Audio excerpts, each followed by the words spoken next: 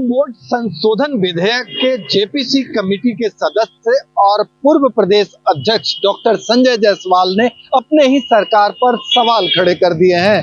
संजय जायसवाल ने आरोप लगाया है कि फतुहा के पास गोविंदपुर गांव में हिंदुओं के खिलाफ जिस अंदाज में पटना के जिलाधिकारी ने आदेश दिया कि पूरा गांव खाली करे, ये दुर्भाग्यपूर्ण स्थिति है। इस तरह के मामले आने के बाद भय का वातावरण पैदा होता है और ये देखने का काम राज्य सरकार का है। फतुहा दौरे के दौरान डॉक्टर संजय जायसवाल ने गांव के एक लोगों से बात की और उनके दस्तावेज देखे। दस्तावेज के आधार पर डॉक्टर संजय जायसवाल ने ये साफ किया कि करीब 100 साल पहले के सर्वे में उन हिंदुओं के नाम से जमीन थी। इसके बावजूद वक्फ बोर्ड के अपील के बाद जिलाधिकारी ने पूरा गांव खाली करने का आदेश कैसे दिया। हालांकि जिलाधिकारी के आदेश को पटना हाई कोर्ट ने निरस्त कर दिया है, रोक लगा दिया है और साफ तौर पे कहा है कि जो खतियान है उसके आधार पर हिंदुओं का पहला अधिकार है और ऐसी स्थिति में इस तरह के निर्णय को इम्प्लीमेंट नहीं किया जा सकता है। लेकिन जिस अंदाज में पूरा वातावरण बना, उसी को आधार बनाकर डॉक्टर संजय जायसवाल ने अपनी ही सरकार के खिलाफ तमाम बातें कही। सहयोगी कैमरामैन राकेश के साथ भारत एक्सप्रेस के लिए पटना से आशुतोष कुमार।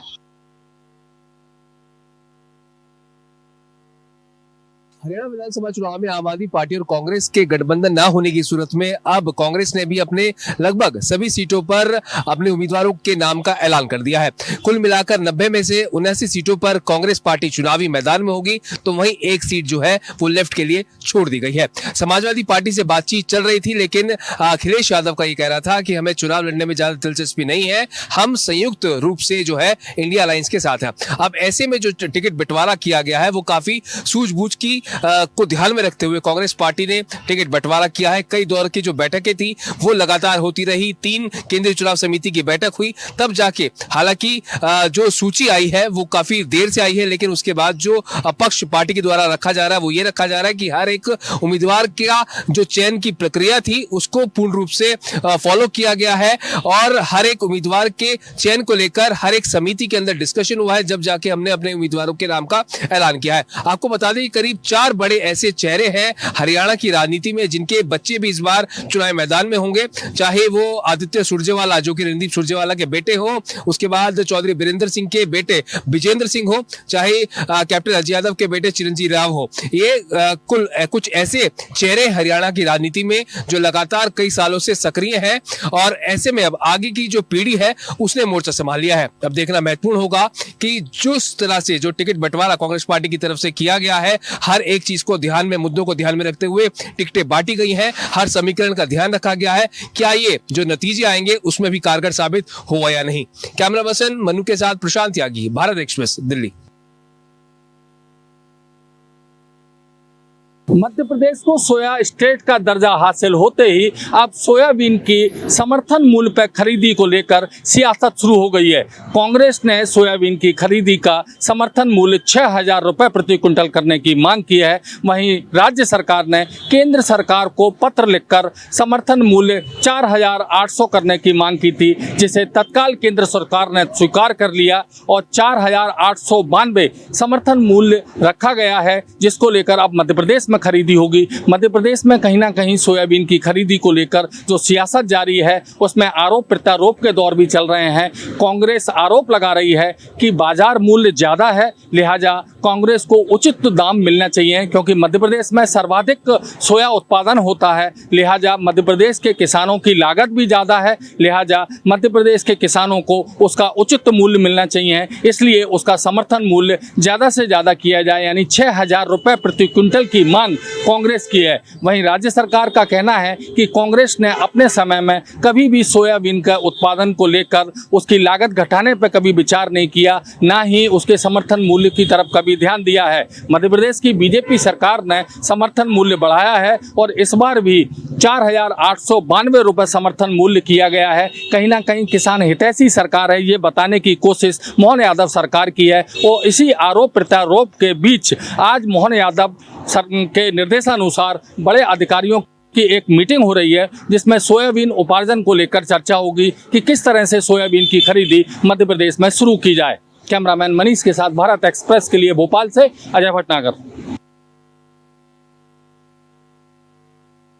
अहमदाबाद क्राइम ब्रांच ने ड्रग तस्करी के नए तौर तरीकों का पता लगाया है। इसमें पता चला है कि ट्रक के टायर में छिपाकर ड्रग्स सप्लाई की जा रही है और इस सूचना के आधार पर अहमदाबाद क्राइम ब्रांच ने एक इको कार को पकड़ा, जिसके टायर में 1 किलो एमडी ड्रग्स पकड़ी गई। इस ड्रग्स की कीमत भारतीय बाजार में करीब 1 करोड़ रुपए बताई जा रही है। नवरात्रि और उसके आसपास ड्रग तस्करों का धंधा खूब फल फूल रहा है और यही वजह है कि ड्रग तस्करों पर क्राइम ब्रांच लगातार शिकंजा कस रही है।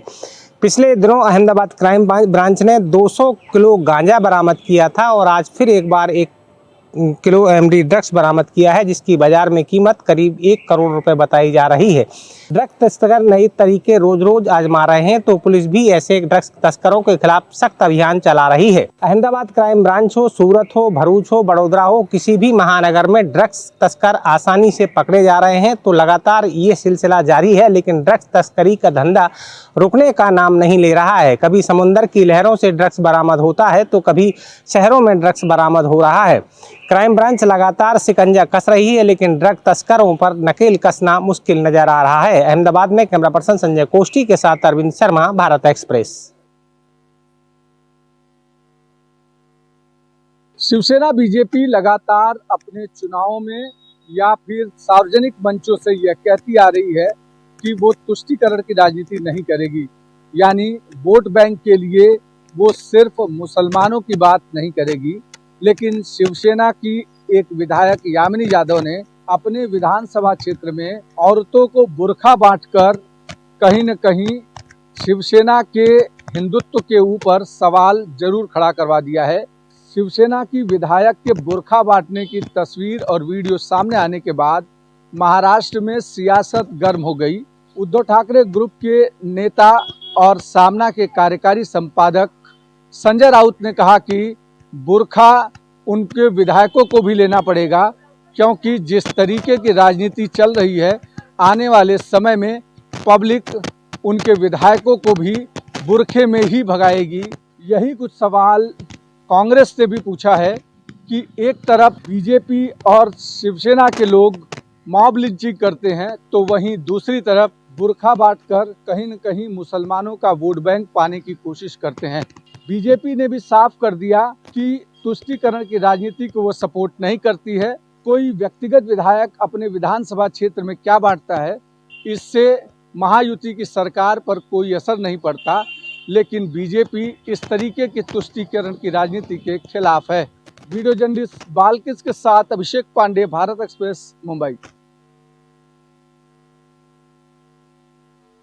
इंदौर के पास महू के बड़गोंदा थाना क्षेत्र में मंगलवार की रात को 2 ट्रेनी सैन्य अधिकारी और 2 महिला मित्रों के साथ मारपीट की घटना हुई थी, लूट की घटना हुई थी और उन्हें बंधक बना करके फिरौती की मांग भी की गई थी। पुलिस ने 5 टीमें बना करके अलग अलग जगहों पर भेजी थी और 6 आरोपी में से 2 आरोपियों को गिरफ्तार करने में पुलिस को कामयाबी हासिल हुई है। बाकी बचे हुए 4 आरोपियों की पहचान हो चुकी है, जिन्हें जल्दी ही पुलिस पकड़ लेगी।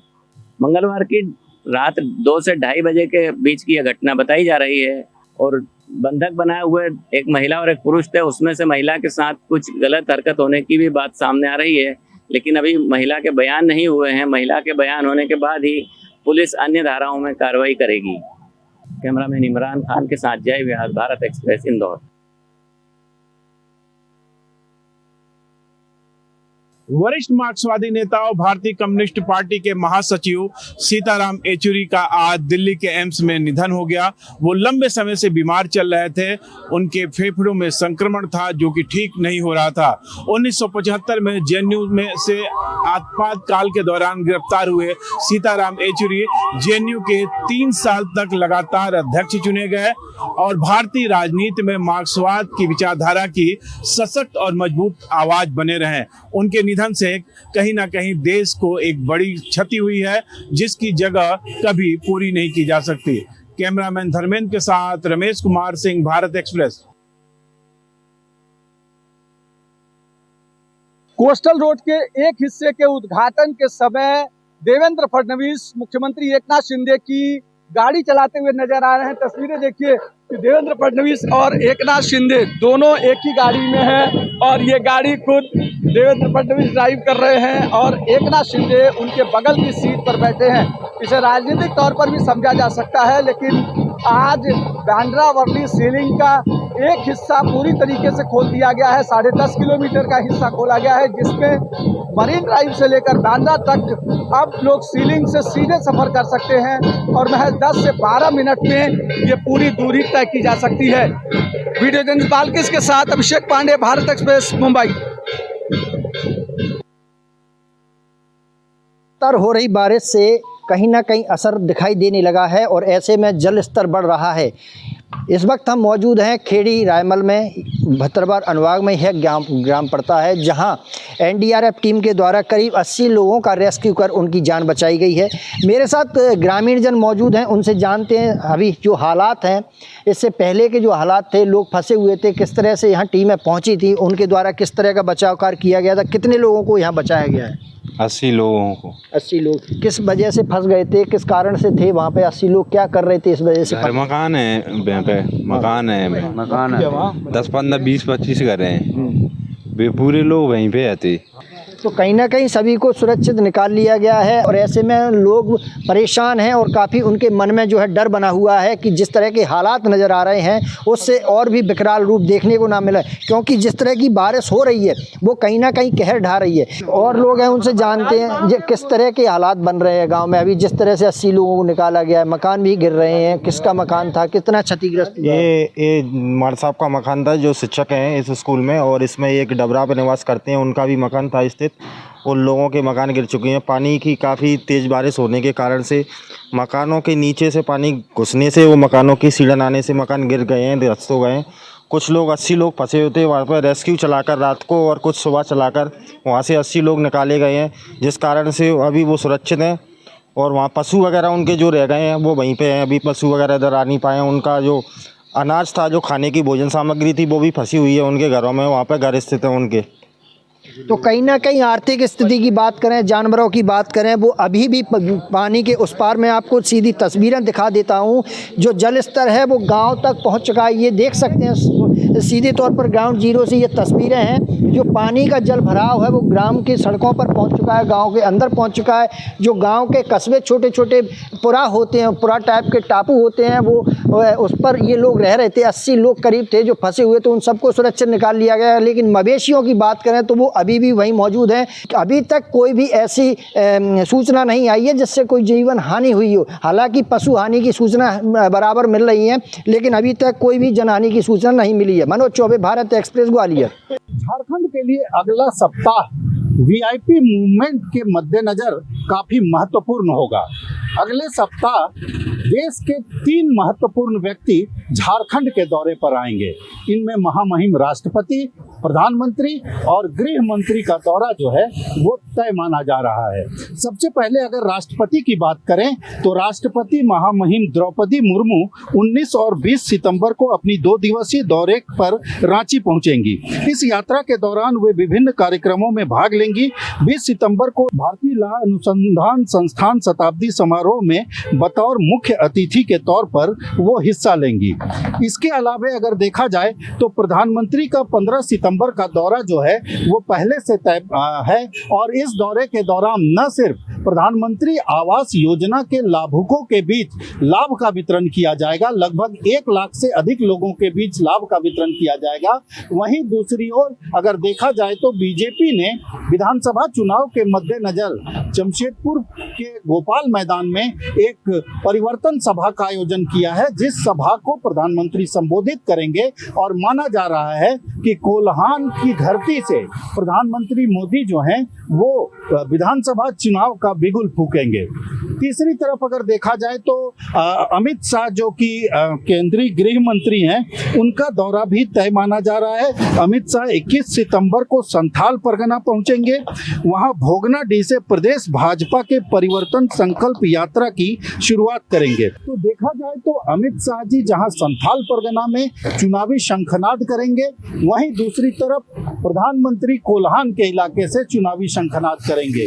राष्ट्रपति का दौरा इस दौरान रहेगा ही रहेगा। जिला प्रशासन इसके लिए अपनी तरफ से सतर्क है। दूसरी तरफ राजनीतिक कार्यक्रमों के लिए बीजेपी में भी लगातार तैयारियों का दौर चल रहा है। भारत एक्सप्रेस के लिए कैमरामैन धर्मेंद्र के साथ मधुकर आनंद, रांची। जदयू ने 2025 विधानसभा चुनाव को लेकर के अपनी तैयारियां शुरू कर दी हैं। बता दें कि जो जितने भी प्रकोष्ठ थे, इकाई थी संगठन की, उसको भंग कर दिया गया था कुछ दिन पहले और चुनाव के बाबत कई प्रकोष्ठों के में आज अध्यक्ष और प्रभारियों की नियुक्ति की गई। 243 जो विधानसभा सीट है उसमें प्रभारियों की नियुक्ति की गई है। इसकी जानकारी उमेश कुशवाहा ने प्रेस पत्र रिलीज करके जानकारी दी मीडिया को। बता दें कि जदयू की जो तैयारी है काफी जोर शोर से चल रही है और जिस तरह से 2024 के लोकसभा चुनाव में जदयू का परफॉर्मेंस रहा, उसको देखते हुए जदयू का जो मनोबल बढ़ा हुआ है, वो संगठन में पूरी तैयारियां चल रही हैं। नीतीश कुमार का दौरा चल रहा है और जदयू के जो कार्यकर्ता, नेता और मंत्री हैं, उनका मनोबल बढ़ा हुआ है और 2025 में उनका कहीं ना कहीं एक तरह से कहा जा सकता है कि दावा है कि 25 में नीतीश कुमार फिर से मुख्यमंत्री बनेंगे। लेकिन देखने वाली बात है कि क्या 2025 में रिजल्ट क्या आता है, लेकिन तैयारियां जदयू की तरफ से काफी जोर शोर से चल रही है। पटना से भारत एक्सप्रेस के लिए।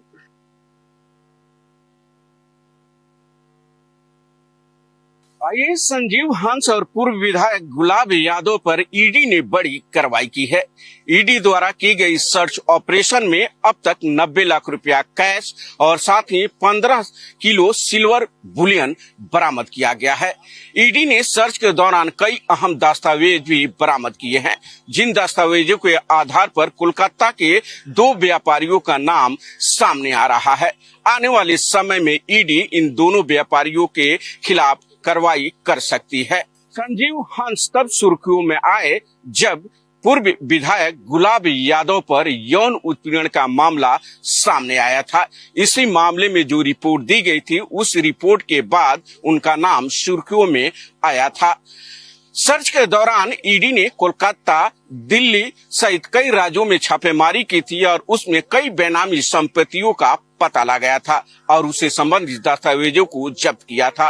अब देखना होगा आने वाले समय में ईडी इन दोनों के खिलाफ किस तरीके की कार्रवाई कर सकती है और जो सबूत बरामद किए गए हैं उन सबूतों के आधार पर और किन किन लोगों को गिरफ्तार करती है। भारत एक्सप्रेस के लिए कैमरा पर्सन दिलीप कुमार के साथ गोपाल कृष्ण। हाल ही में हुए उधमपुर डिस्ट्रिक्ट के बसंतगढ़ में एनकाउंटर में 3 आतंकवादी मारे गए, जिनके पास भारी मात्रा में हथियार, गोला बारूद मिला, जिसमें AK-47 पिस्टल और उसके अलावा M4 कार्बाइन विद स्कोप मिली। ये M4 कार्बाइन विद स्कोप वही है जो अमेरिकी सेना और नाटो जो अफगानिस्तान थी और वहां से ये पाकिस्तान आई और पाकिस्तान से आतंक समर्थित जितने भी गुट हैं उनको ये पाकिस्तानी सप्लाई की, जो जम्मू कश्मीर में लेके आ रहे हैं। विकास अब्रोल, भारत एक्सप्रेस के लिए, जम्मू से। दतिया में इस समय में घटना स्थल मौजूद हूँ। यहाँ खलगापुरा में एक बड़ा हादसा हुआ है, जहाँ पर ये प्राचीन जो रथ थी वो भर-भराकर बारिश के चलते गिर गई है, जिसमें शुरुआती दौर में 9 लोगों के दबने की सूचना सामने आई थी, जिसमें से 2 लोगों के शव निकाल लिए गए थे और अभी भी रेस्क्यू अभियान जारी है। जानकारी में बताया जा रहा है कि अभी मृतकों की संख्या 5 हो गई है और जिसमें से 2 लोगों के शव और निकालने का प्रयास जारी है और काफी स्थिति ऐसी है कि यहाँ पर घटनास्थल पर मौजूद हूँ और लोग यहाँ पर मौजूद हैं। जिला प्रशासन, SDRF, कलेक्टर, पुलिस प्रशासन और मृतकों के परिजन भी यहाँ पर मौजूद हैं। काफी स्थिति देख सकते हैं। यहाँ पर से जो रथ गई थी या ढह गई थी, वो आपको यहाँ से हम बता सकते हैं कि कितनी स्थिति रही होगी और किस प्रकार से रथ ढही है। और इसके नीचे जो 2-3 परिवार निवास कर रहे थे वो इसके नीचे चपेट में आ गए। इसमें से कई महिला की संख्या, एक महिला और एक पूरे परिवार के सदस्य 5 लोगों की मौत हो चुकी है। जिला प्रशासन और SDRF की रेस्क्यू का अभियान अभी भी जारी है। 2 लोगों के जो शव, जो पति पत्नी बताए जा रहे हैं, उनके शव अभी निकालने का सिलसिला जारी है। हम कुछ लोगों से चर्चा करने का प्रयास करते हैं यहाँ पर क्या स्थिति रही होगी और परिजनों से यहाँ पर देख सकते हैं आप कितना गंभीर माहौल है और लोग रो रहे हैं, बिलख रहे हैं, अपने परिजनों को खो चुके हैं। उनकी स्थिति कैसी रही होगी, बात कर लेते हैं इनसे कि आपके जो हादसा हुआ है, कौन है आपके लोग जो कौन है?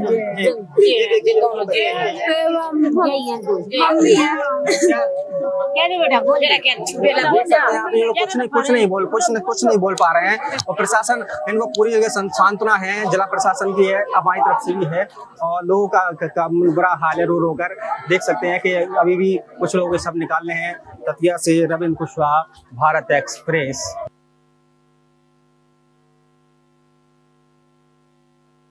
हिमाचल प्रदेश के शिमला के संझौली मस्जिद विवाद को लेकर आज शिमला बंद का आह्वान शिमला व्यापार मंडल ने किया था, जो सुबह 10 बजे से 1 बजे तक चला। और कल जो हिंदू जागरण मंच और हिंदू समाज से जुड़े लोगों पर सरकार ने लाठियां बरसाई और वाटर कैनन का प्रयोग किया था, उसके विरोध में डीसी को एक ज्ञापन दिया गया और यह कहा गया कि जिस तरह से हिमाचल में अवैध तरीके से मस्जिद और मजारों का निर्माण हो रहा है, यह हिंदू समाज और व्यापार मंडल बर्दाश्त नहीं करेगा। साथ ही जो अवैध तरीके से रोहिंग्या घुसपैठिए और लोग यहाँ आ रहे हैं, उसको लेकर भी उनका कहना था कि इस तरह की घुसपैठ हिमाचल में बर्दाश्त नहीं की जाएगी और सरकार को इस पर कड़ी कार्रवाई करनी चाहिए। विश्व हिंदू परिषद ने भी आज शिमला में एक प्रेस कॉन्फ्रेंस कर इस बात को दोहराते हुए 14 सितंबर को दोबारा व्यापार मंडल से पूरे हिमाचल के सभी जिलों में 2 घंटे के बंद का आह्वान किया। साथ ही उनका कहना है कि जो भी अवैध मस्जिद और मजार हिमाचल प्रदेश में बनाए गए हैं, उसको लेकर हिंदू समाज और विश्व हिंदू परिषद आंदोलन करेगा। अब देखने वाली बात है कि जिस तरह से आज मुस्लिम समाज ने संझौली में बने हुए अवैध मस्जिद के 3 फ्लोरों को तोड़ने की बात कही है। हम जो है ये चाहते हैं कि जितना हिस्से से लोगों को तकलीफ है या अवैध है, उसको फिलहाल बंद कर दिया जाए और कारपोरेशन अपना सोच विचार करके हमें बतला दे कि ये हिस्सा अवैध है, उस हिस्से को हमें इजाजत दी जाए कि हम हटा दें, हम खुद ही उसको हटा देंगे।